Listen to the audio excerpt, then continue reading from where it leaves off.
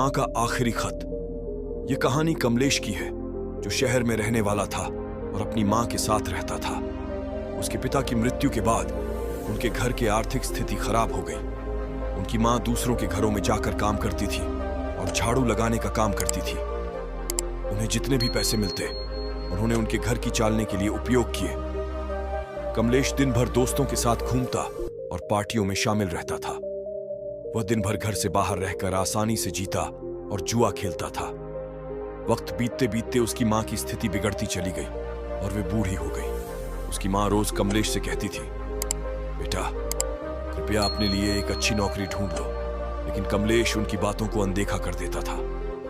एक दिन उसकी माँ की स्वास्थ्य स्थिति खराब हो गई। उस दिन उन्होंने किसी के घर में काम नहीं किया।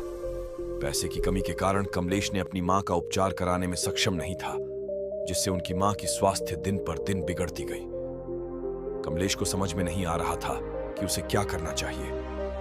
उनकी माँ की मृत्यु के बाद कमलेश के पास घर तो था, लेकिन खाने के लिए कुछ नहीं था। उनके सभी दोस्त ने उन्हें छोड़ दिया। वह अपनी माँ के वचनों को याद करके रोने लगा। उन्होंने भूख से पागल होकर घर में खाने की तलाश की। तब उन्हें अपनी माँ द्वारा छोड़ी गई एक चिट्ठी मिली। उस चिट्ठी में लिखा था, कमलेश पुत्र, मैंने तुम्हारे लिए कुछ पैसे एक कपड़े में बांधकर बेड के नीचे रख दिए हैं।